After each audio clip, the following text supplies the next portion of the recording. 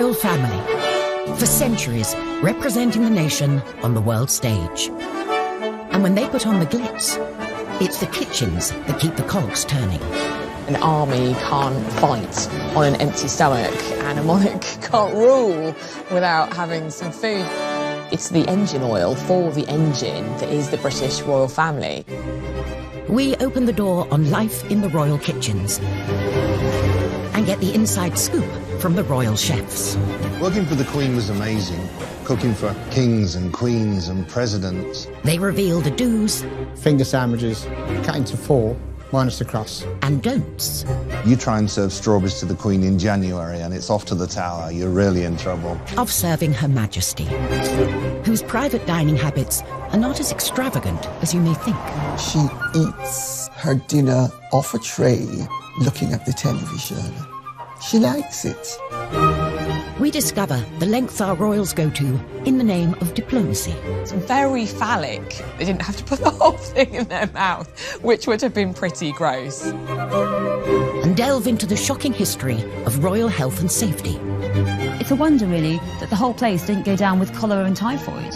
And reveal how Harry's kitchen curiosity could have scarred him for life. If I'd not been like Usain Bolt racing across the floor, he would have yanked that pan down. This boiling water would have gone all over him. These are the secrets of the royal kitchens.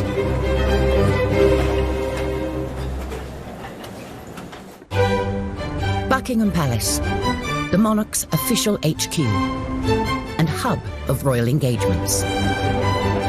At its core is the kitchen. A well-oiled machine with the capacity to cater on a mind-boggling scale.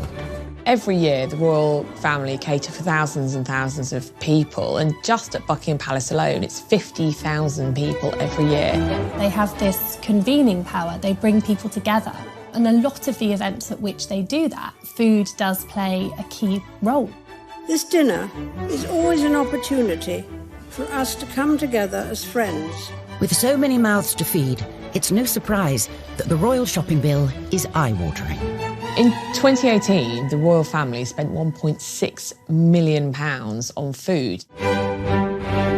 That food will be food for garden parties, will be food for guests who are visiting that the Queen is entertaining.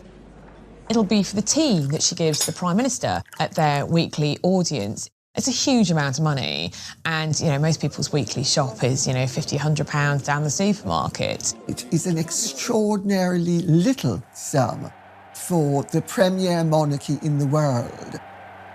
And for us to have spent so little money on food shows how completely efficient and streamlined Buckingham Palace and Windsor Castle have become. And nothing is more streamlined and steeped in tradition than a royal state banquet. It's the highlight of any state visit of a visiting head of state to the UK. It's kind of the centrepiece, really. It's a very lavish affair, and preparations will start months before. A glittering state banquet, an occasion fit for the head of state of one of our closest allies. The Queen, of course, as head of state, has a hugely important role in a state visit and a state banquet. Unlike in the United States, the British head of state is not limited to 2 terms of 4 years. And the banquet is an incredibly sort of personal aspect of the visit to her. I certainly know that the Queen has personal involvement in the menu. She consulted and collaborates with her chefs. One of those chefs was Darren McCready, who worked in the royal kitchens for 11 years. Working for the Queen was amazing. Cooking for kings and queens and presidents. When the Queen was holding a state banquet, it was his job to create a menu for the VIP guests. The first thing they take into account is, are there any allergies? Do they not eat shellfish? Does the president not eat broccoli? It's to show the best of British, locally sourced, something that's quite fresh and quite light. They'd only use seasonal fruit in the summer, only use asparagus right time of the year. Nothing really was imported. And if possible, something off the estate, maybe some salmon from Balmoral or some venison from Sandringham. That attention to detail is selling brand Britain. So both the way it's prepared and what it is speaks volumes. The 4 courses for the state banquet. There's the starter, which is always fish, the main course, which is always meat, and dessert is a fruit course, and then coffee and petit fours. Darren and his team had their work cut out, making over 600 plates of food for 170 guests. You started at 6 in the morning, and it was usually 11 o'clock at night by the time you finished. But efforts did not go unnoticed.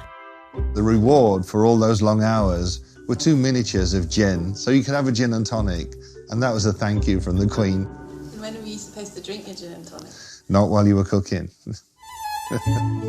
Before the food is dished up, the table must be laid. The places are measured meticulously, a measuring stick is used. There's 18 inches of space between the centre of one plate and the centre of another. You don't have much space, so you can understand why they try to consolidate each setting. You've got the forks on the left, the knives on the right. The exception to that knife on the right rule is the little bread knife. In restaurants, you're probably used to seeing it actually on the plate, but for state banquets, they've decided to set it above the bread plate like so. There's even a secret system to prevent the Queen's food being tampered with.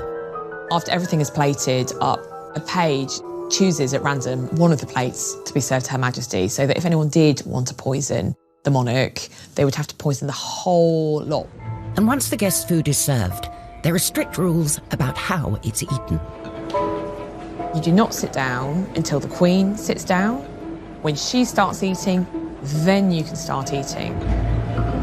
And traditionally, you would have to finish eating by the time the Queen would finish eating. So in years gone past, courtiers would be kind of desperately trying to eat their food quite quickly. Queen Victoria was a famous gobbler, so people would often not be finished by the time she was finished. So they had to gobble their food as well. In Western culture, a lot of our dining etiquette is put in place to minimise the awareness that we are eating. It's small mouthfuls, a straight back, hands in the lap when we're not eating. And so with the royal family, they follow these rules in order to focus on building the rapport with the visiting dignitary that's sitting next to them. And for the diners, there are unspoken rules about who you talk to and when. If the Queen is talking to the guest on her right, which will be the visiting head of state, then the other female guest will talk to the person on their right. And then when the Queen switches, then ladies switch and talk to the person on their left. And certain topics of conversation are firmly off the table. Politics is a good thing to avoid. Money is another good thing to avoid. And sex is another good thing to avoid. But just because you can't talk about sex doesn't mean you can't flirt. And to wash all that splendid food down, there's an array of drinks to hand. But they also come with a set of rules. The glasses that is closest to you is the glass that is used first. A champagne flute for the toasts. Then the smaller of the wine glasses is for white wine, generally with the fish course. Then a larger wine glass for the red wine, for the main course. And then a small glass for port. And then you have your water glass, and that's always detached from the other glasses because that glass stays on the table throughout the meal, whereas the other glasses will be cleared as the banquet progresses. Despite intimate knowledge of the rulebook, things can still go wrong. Prince Philip uttered blast as his glass dropped to the floor at a state banquet in 2003. Luckily, heads of state politely carried on as if nothing had happened. Coming up, we reveal the shocking past of Buckingham Palace's kitchens. It's a wonder, really, that the whole place didn't go down with cholera and typhoid. And uncover how a palace disaster could have scarred Harry for life. If I'd not been like Usain Bolt racing across the floor, he would have yanked that pan down. This boiling water would have gone all over him.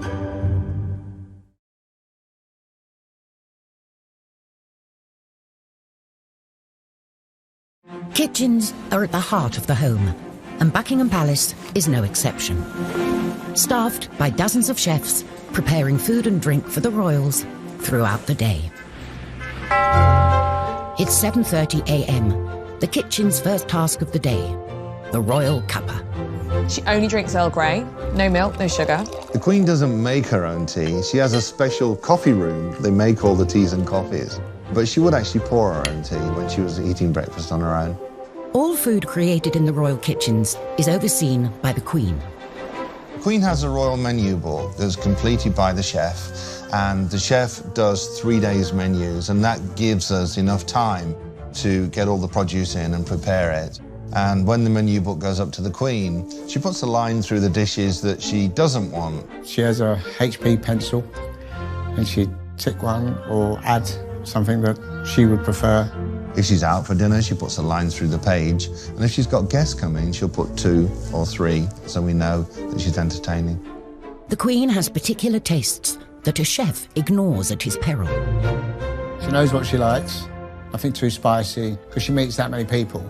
The last thing she wants, I can smell garlic in my breath, or last night's curry. The Queen doesn't eat garlic, and the Queen doesn't serve garlic, because the Queen is concerned that garlic clings to the being, and you can smell it on the breath. If food is offered out of season, heads will roll. You try and serve strawberries to the Queen in January and it's off to the tower, you're really in trouble. 9 a.m. and it's time for breakfast. Typical breakfast for the Queen would be in her own sitting room. She'd have some hot tea and then a bowl of cereals from a plastic Tupperware container. It might have been served on a silver tray in, lovely porcelain, but it was still kept in Tupperware containers, just like in anyone else's kitchen back at home. Prince Charles has a very particular breakfast routine as well. Whenever the Prince of Wales came to stay with the Queen, he always arrived with that hamper of his own produce. And in the kitchen, we'd have jars of bottled plums from the Highgrove Garden. The instructions were to put 2 plums and a little juice into the bowl and send it in to him for breakfast. I'd send in 2 plums and he would take 1, so that he'd come back out after breakfast and I'd put the other plum back into the jar and save it. So one morning I thought, okay, he only eats 1 for breakfast, so I just put 1 plum in the jar and sent it out into the dining room. And the footman came through and said, His Royal Highness said, can he have 2, please? So I had to keep sending 2 in every morning. This wholesome breakfast is a far cry from Queen Victoria's morning spread. It was famously elaborate. It included things like lamb chops, fowl, tongue, eggs, bacon, potatoes.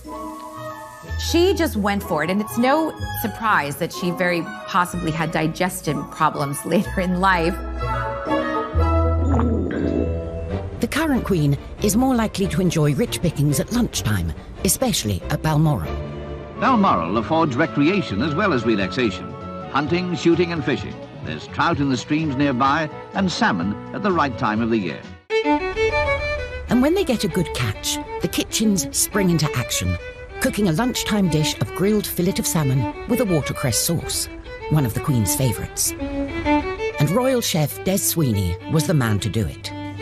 The salmon would have been caught in the River Dee behind Balmoral. Des worked as the Queen's chef for 3 years. This is a smallish salmon. It's about £5 in weight.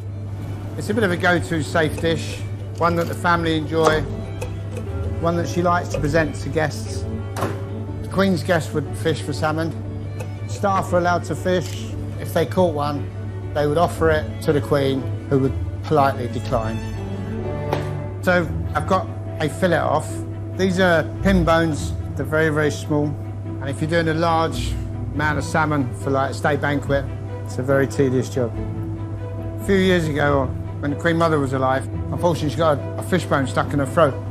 Traditionally, you swallow bread, and bread will take it down. But this day, it didn't work, so they had to get her to the hospital quite quickly, apparently. It wasn't me. So here I'm just taking the skin off the back of the salmon, and then we're just portioning it up. The Queen famously hates waste. From the tail ends, we'd make fish cakes that go down to staff, or that would go to breakfast dish.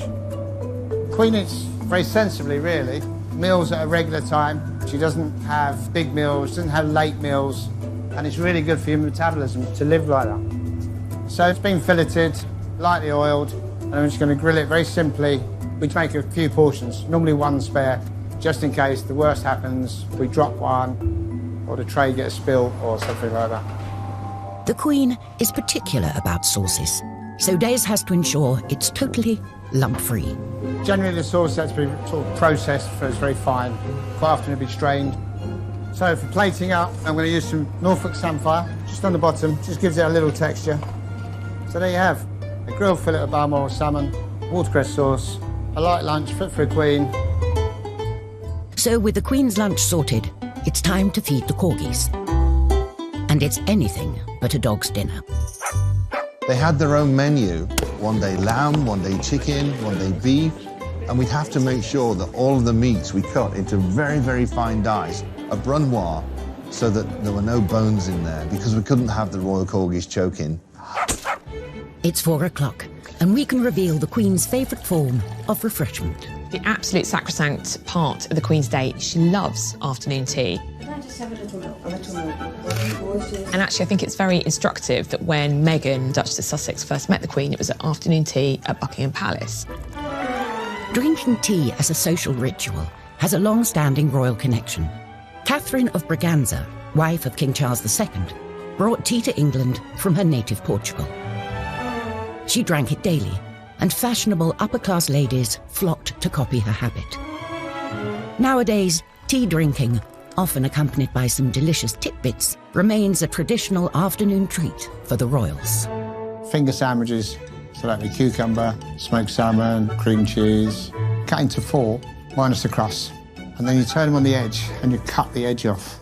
So they look like little 50p pieces. And that was how they're presented. Scones every day and some sort of small cake. The Queen does have a sweet tooth. Anything with chocolate in. She particularly likes a chocolate biscuit cake, which is made with McVitie's biscuits. And quite a sweet nod in time spent with his granny. Prince William, actually, for his second wedding cake, chose a chocolate biscuit cake to be served alongside the official kind of fruit cake that he had when he got married to Kate, because he remembered this chocolate biscuit cake from having tea with his granny. Even when it comes to sweet treats, the corgis are not left out. She'll often take one of the scones and just crumble it onto the carpet so that her royal corgis can enjoy afternoon tea with her. Another royal who's reported to enjoy an afternoon tidbit is Prince Charles, although he is said to have rather precise requests. There's a great story about how he likes his eggs at 4 minutes exactly. So the kitchen staff frequently has several pots of eggs boiling, so that when he does come in after a day's hunt, there's one egg that's been boiled at precisely 4 minutes that he would like to eat. His head of communications has absolutely denied this story. Often when we hear stories about lavish demands from the royals, sometimes staff are anticipating what the royal might want. He might not even know that there were, 4 different pans of water on the boil with all these eggs being prepared just in case. 7 p.m, it's gin o'clock. When you are the head of state of 16 countries, you might feel the need for a stiff drink. A drink was gin and Dubonnet. On a big function, there would always be gin and Dubonnet on most of the trays, just in case. You should have to put a hand up and say, "Can I get a drink, please?"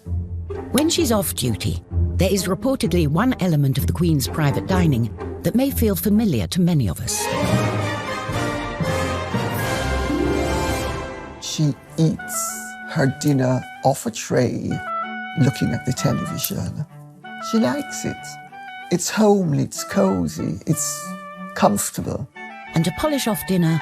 Most days, there'd be a fruit bowl go up. Queen was a big fan of fresh fruit, especially stuff that was grown locally. And eating fruit has a particular method. Now, this is how the Queen would eat a banana. We don't peel it like a primate. Instead, using the fork, we hold it in place and cut off one end. Then we cut off the other end. And then we turn the knife on its side and go into the skin like so, and then prising it open, and then cut a little bit off and eat like so. But there are times when the royals need to pop out for a treat that really hits the spot. the best thing I've eaten for a very long time. Can I pause you on that? Absolutely. Fast foods were also tempting for the royal princess.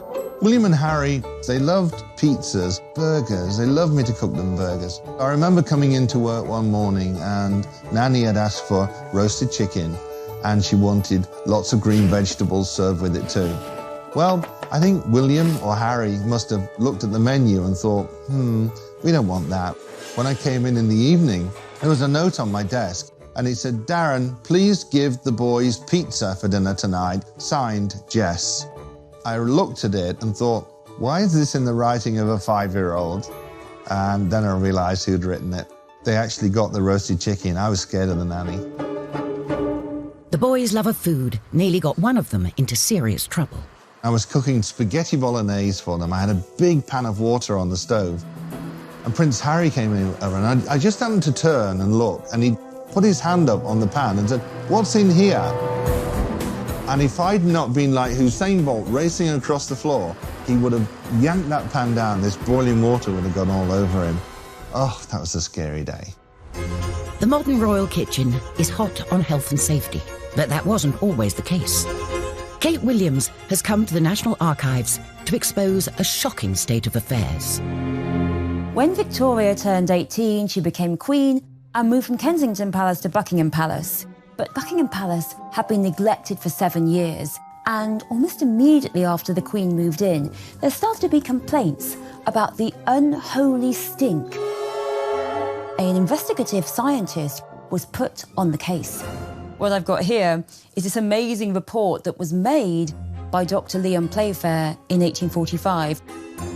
He says that what he's been asked to do is look into the evil complained of and ascertaining the causes which vitiate the air in that building. As he says here, the smells in the palace are so powerful as to produce nausea and feelings of sickness. And I think there had been some perception that perhaps it was the fires or the gas lights that had caused this horrible atmosphere. No, he said, the main evil is the kitchen. He says, I'm reminding you that one of the largest sewers in the world runs unfortunately through the precincts of the palace. Actually, it ran under the kitchens, and I'm afraid to say it was also leaking. So the sewage was coming through the kitchen floor. If this wasn't bad enough, there were a lot of unsanitary practices in the kitchens, including piling up the rubbish in the dustbins, which were, he says, filled with garbage of a very bad description. And next to them were urinals for the use of the male servants without a flow of water. You can't flush them. And actually, he's really quite rude about the palace. He says, I could not have believed it credible that such an extraordinary instance of scientific ignorance existed in any building in the present day. He cannot believe it. So you've got a potent combination here of rubbish, of unsanitary practices, and of disgusting sewage. They are all eating food in these incredibly unsanitary conditions. It's a wonder, really, that the whole place didn't go down with cholera and typhoid. Coming up, a right royal mix-up in the kitchen. I said, the gardener wants to speak to you. And he went back upstairs and I walked with him and he said, oh, good morning, Royal Highness. And I thought, it's not the gardener. And Kate and William are faced with a rather phallic diplomatic dilemma. Try a bit, think of England, carry on. They didn't have to put the whole thing in their mouth, which would have been pretty gross.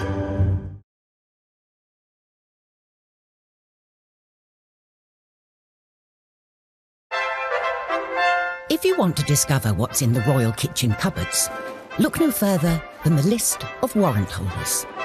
Royal warrants are essentially a mark of recognition to businesses that have supplied goods or services to either the Queen, the Duke of Edinburgh, or the Prince of Wales.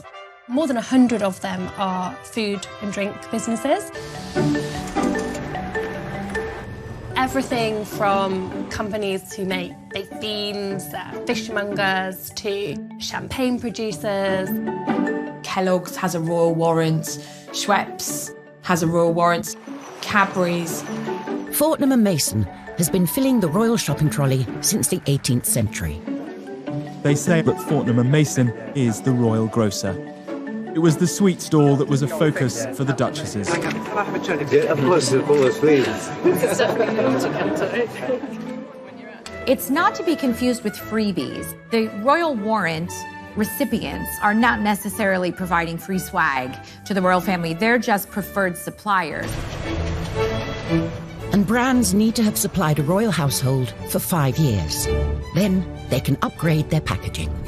When a business is granted a royal warrant, that allows them the opportunity to display a royal coat of arms on their packaging. Obviously, that's a huge accolade. But like all of us, royal tastes can change. Sometimes royal warrants can be revoked just because the royals have decided that they've gone off something. So Carr's Water Biscuits, which used to supply cheese biscuits to the royal family, they reapplied for their warrant and it wasn't granted because the royals had just gone off them. Down the road from the Queen's Scottish residence, Balmoral, is a company that has been supplying the monarchy for generations. A whisky distillery, first granted a warrant by Prince Albert in 1848.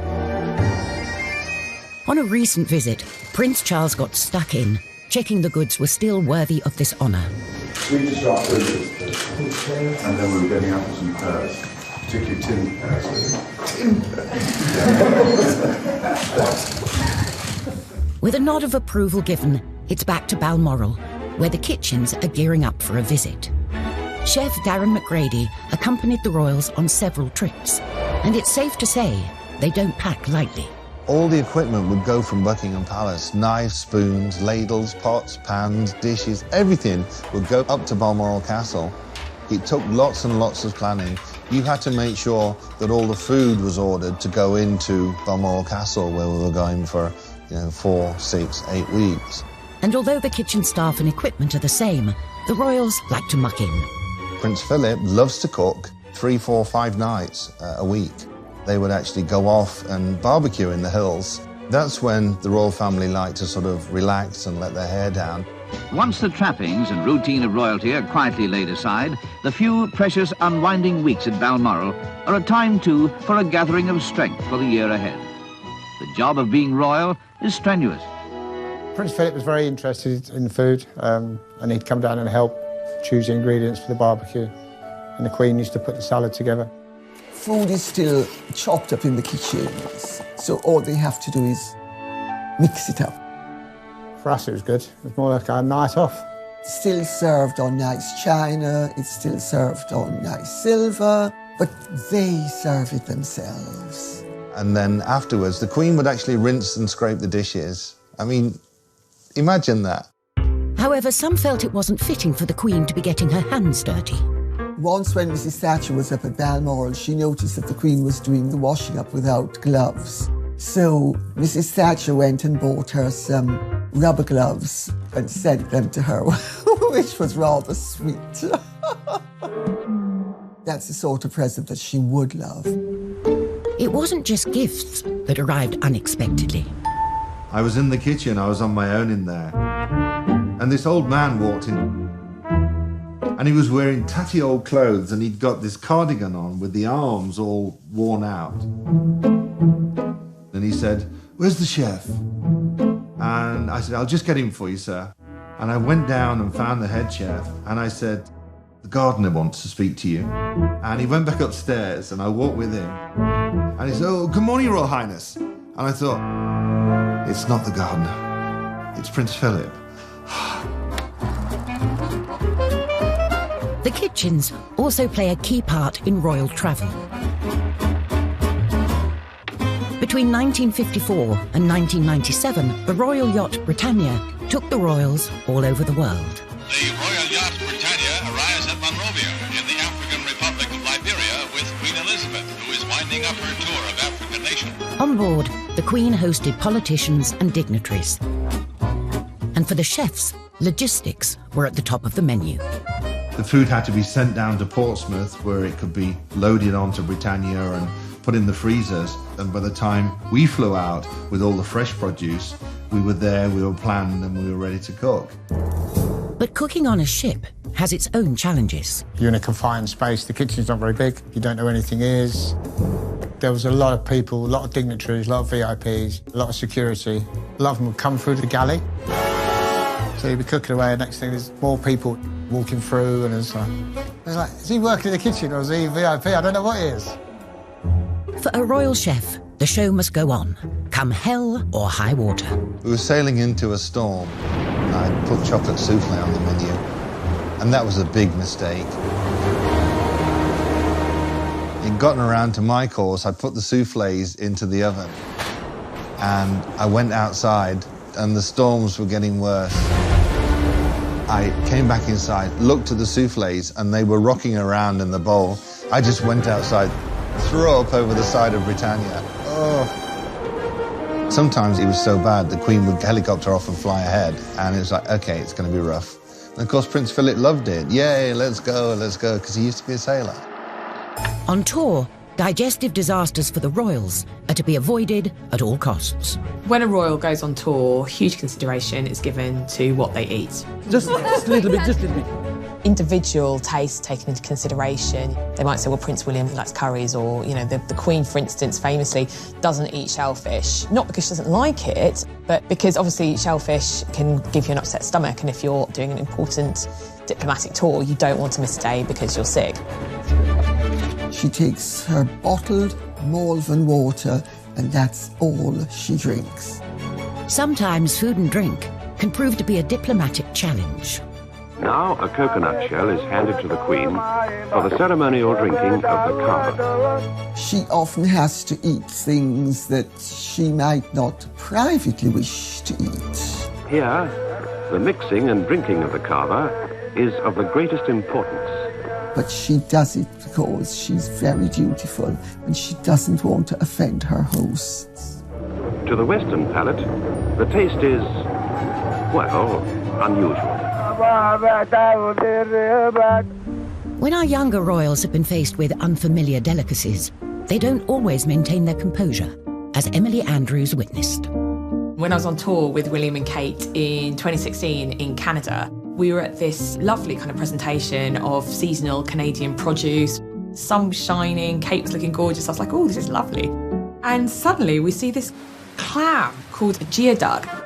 It's very phallic looking, kind of long tube and kind of a bulbous part at the end. It's a delicacy and you eat it. And so Kate and William were kind of going around the stalls and we were all as pressed, kind of waiting for them to present it, this geoduck clam, and what would they do? And bless them, they both tried it. They managed to stifle any kind of giggles. There was a slight giggle from Kate. So the etiquette there would just be to pick up the food item, have a little nibble, make some polite remark, and then place it down. Try a bit, think of England, carry on. I think they had a chopped up bit. They didn't have to put the whole thing in their mouth, which would have been pretty gross. Coming up, when Meghan came under fire for promoting her favourite fruit. They are involved in the exploitation of workers abroad, and how dare she promote the consumption of avocados. And a greedy king's artery-clogging meat feast. It looks like what might happen to us post a nuclear Armageddon. You're not going to make me try and eat this, are you? Definitely are. It's so gross.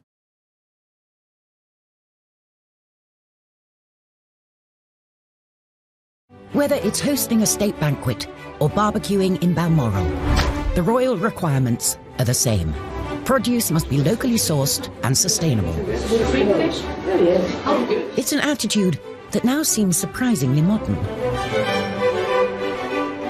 They were long into seasonal food, long before high street, supermarkets, restaurants, because they understood the produce and where it came from.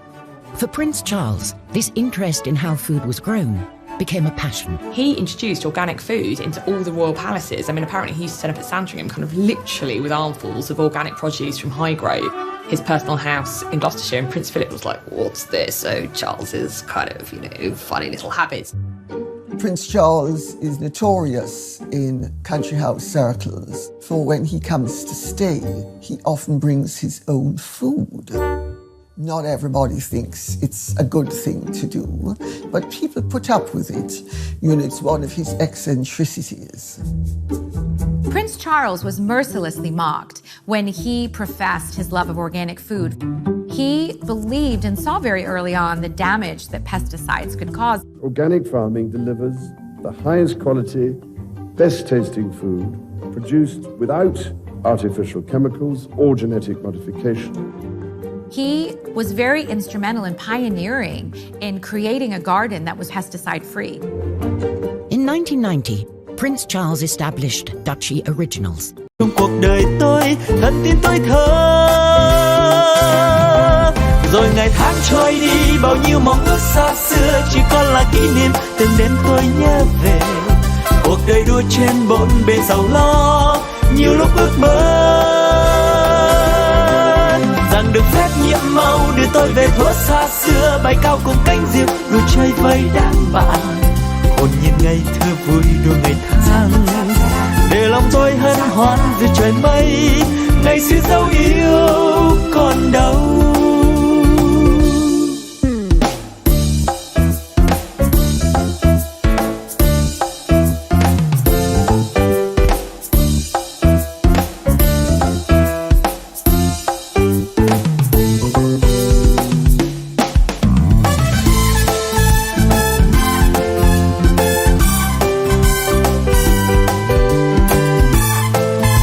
A brand through which to sell organic produce grown on his Highgrove estate. Charles really was a bit of a groundbreaker because he was championing organic food and sustainability before it was particularly fashionable. Years later, and the brand has gone mainstream. I think back to 19 years ago when we launched the first oat biscuit, and there were huge headlines saying a shop soiled royal. So in an even more soiled capacity, I'm here today just to say nothing could give me greater pleasure than to unveil this. Sales of Duchy Originals at Waitrose have now exceeded £1 billion and also raised £27 million for his charitable foundation. So he's clearly very pleased about that. A newer member of the royal family has also used food to champion a good cause, in kitchens far removed from royal palaces. Before Meghan even joined the royal family, she was making private visits to the women of the Hub Community Kitchen, where women had gathered to cook for the community. This is the one project Meghan has made her own. The community kitchen in the shadow of Grenfell Tower that Duchess of Sussex has been coming to for many months. And she said how she instantly felt very at home and very welcomed by that community. And a big part of that was this sort of common love of food. It was clear Meghan has a strong bond with the women who come here. She comes and laughs with us, and then she knows about our family, we know about her, so it's nice. And she came up with the idea of making a cookbook. So using all the ladies' recipes and indeed her recipes to raise money for this community kitchen. With the attention that someone of her celebrity can bring to this cause, the book has been flying off the shelves. The money that it raised was ploughed back into the community kitchen. It was completely renovated. And I remember at the launch, Meghan said that she felt that she'd almost come home meeting these ladies because it was a kind of such a melting pot of different nationalities and identities, and how food bound them all. Before she met Harry, Meghan wrote publicly about her love of creating in the kitchen. We know the most about her in terms of food in comparison to anyone else because, of course, she had a blog called The Tig where she wrote about her love of food and she shared recipes and she spoke about the meals that had influenced her and what her view on food was. She likes to eat clean and green. There's reports of her wanting to eat vegan during the week, so very much kind of plant-based food, and she certainly doesn't, I don't think, eats a huge amount of red meat. The modern royals seem to be much more interested in food, healthy eating, and I think that's exciting. For royals of the past, healthy eating wasn't a priority. Henry VIII lived a life of gluttony and excess, and championed grotesque and meaty concoctions in the kitchen. The cockentrice was one of his favourites. Historian Kate Williams is going to meet Andrew Clark, a chef who still uses an open fire and has been preparing this calorific creation. Oh my goodness. I've read so much about the cockatrice and I've never actually seen one, and there it is. Half pig and half chicken. It looks like the most terrifying mutant thing I can possibly imagine, kind of what might happen to us post a nuclear Armageddon. You're not going to make me try and eat this, are you? Definitely are. I've really got to live like Henry VIII. Okay. The trotters and then the chicken legs. It's so gross. The cockatrice was created by taking half a pig and half a chicken and stitching them together. There's no nice way of stitching this, really. It's all quite Frankenstein. Henry VIII's kitchens were the largest in Tudor England, making over 800 meals per day. Pretty freaky, huh? The cockatrice was roasted on an open fire and served up by the king to his waiting VIPs. If you're Henry VIII's chef, you're just giving him a big signifier of his power here. You're really showing off his brilliance, because only he can afford the best people who can make this incredible, creative, time-consuming dish. Henry basically spends the equivalent of £5 million on a massive meat feast. And this is the centrepiece. It's about grandeur, it's about excess, and really showing off. How can we think of the craziest thing to do? I know, let's stuff a pig with a chicken. You know, how fun is that? Would you like to try some? I'm kind of terrified. And also, I'm quite excited because it does smell good. Well, let's give it a go. Let's see give what it a go. Oh my gosh. Thank you. So I used to be a vegetarian. It's a good thing I'm no longer. Otherwise, I might be quite traumatised. Okay. That is beautiful. If I was at Hampton Court eating this rather marvellous meat, I think I'd be pretty impressed. Well, I think we should drink to the cockatrice. Cheers. Cheers. The humble chicken has taken centre stage for our modern royals too. Famously, Meghan and Harry got engaged as they were trying to cook a roast chicken. Just a standard, typical night for us. Cozy night. It was what were we doing? Just roasting chicken and Roasting having a chicken, trying to roast a chicken. trying to roast a chicken. I think Harry said trying to cook a roast chicken. I mean, we know that Meghan is a very accomplished cook. Very romantic. He got on one knee. Down a roast dinner, but that's great. That's, you know, shows that they're normal. It's something that we can all imagine doing. It's not something that we think, oh, well, that's because they were royal, they were doing that. And any meal they eat can make the news. But it's not always a welcome headline, as a friend of Meghan's discovered on a visit to Kensington Palace. He posted what I'm sure he felt was a very innocuous photo of avocado toast and wrote that Meghan was the avocado whisperer because she does such great avocado toast. One newspaper absolutely went after Meghan for eating avocados, saying that they are involved in the exploitation of workers abroad and how it's a controversial thing to eat and how dare she promote the consumption of avocados. An unconventional life in the limelight hasn't stopped the brothers from having an ordinary approach to food. We're living together as brothers, and it's fantastic. It really is. He does most of the cooking. I just laze around watching TV.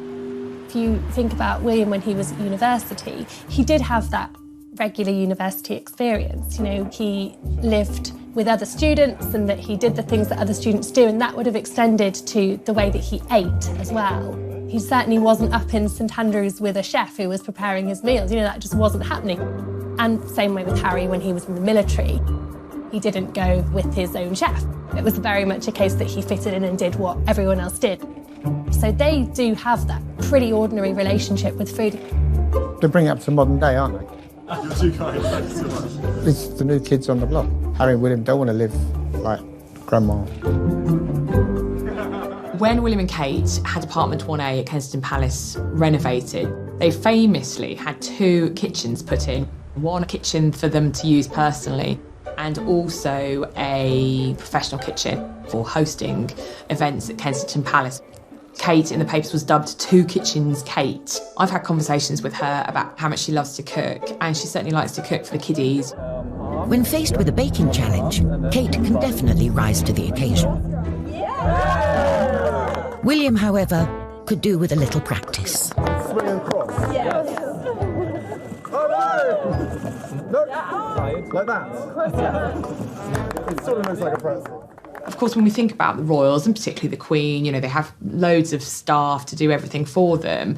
But actually, Kate cooks a lot of their meals herself. And I think she likes to do that because, like most of us, that's the heart of her family life. Whatever the royal family eat and wherever they are, the eyes of the world are watching. They are very much on display, and every engagement that they do, they are watched very closely. We might have to come down there for lunch. Everything they eat and drink becomes the story. And even though the modern royals have a more hands-on approach to food, their chefs will always have a vital role to play. Kate will not be queen in a tiara going shopping around Waitrose. That's not going to happen. She wouldn't have time in any case. She's going to be too busy. But whoever is on the throne, the royal kitchens will always be at the heart of the monarchy. Food is very important when it comes to the way that we function as a country diplomatically. That's going to continue to be a key feature in the future. It's the engine oil for the engine that is the British royal family. An army can't fight on an empty stomach, and a monarch can't rule without having some food.